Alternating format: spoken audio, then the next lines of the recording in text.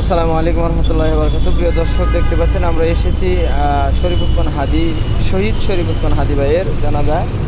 শহীদ শরীফ ওসমান হাদী ভাই বাংলাদেশের মধ্যে এক রেকর্ড তৈরি করে গেছেন। বাংলাদেশ স্বাধীনতার পর থেকে এরকম বড় জানাজা আর কখনো হয়েছে কিনা কোথাও সেটা আমি জানি না, তবে আমি আমার জানা মতে যে কটা জানাজা পড়ছি এর মধ্যে অন্যতম একটি বড় জানাজা, ঐতিহাসিক আর জানাজা। আমরা এসেছি সংসদ ভবনের গেটের মধ্যে আছি, ভিতরে ঢুকবো। আমরা দেখব এখানে মুসল্লিরা এই সংসদ ভবনেই নারায়ে তাকবীর আল্লাহু আকবার স্লোগান দিয়ে পুরো সংসদ ভবন এলাকা মুখরিত করেছেন। এবং হাদী ভাইয়ের জানাজায় প্রধান উপদেষ্টা কী বলেছেন সেটাও শুনবো। প্রধান উপদেষ্টার কথাগুলো খুবই ভালো লেগেছে, তবে আশা করি হাদী ভাইয়ের খুনির বিচার খুব দ্রুতই হবে। এখনও হাদী চত্বরের মধ্যে আমাদের ভাইয়েরা অবস্থান করছেন। হাদী ভাইয়ের বিচার বাস্তবায়ন না হওয়া পর্যন্ত তারা ঘরে ফিরবেন না।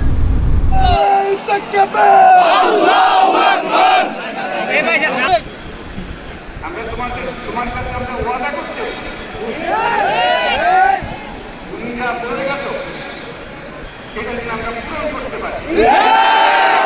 ইনশাআল্লাহ আমরা একত্র হয়েছি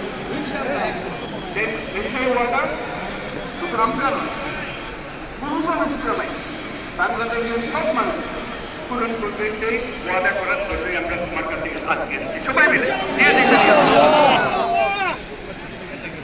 আমরা তোমার যে মানব প্রেম, তোমার যে ভঙ্গি, মানুষের সঙ্গে উঠা বসা, তোমার যে রাজনৈতিক দৃষ্টিভঙ্গি, সবাই প্রশংসা করি।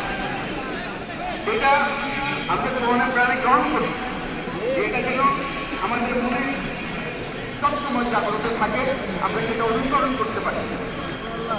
তুমি আমাদেরকে এমন এক মন্ত্র কানে দিয়ে গেছো, সেই মন্ত্র বাংলাদেশে কেউ বলতে পারবে না এবং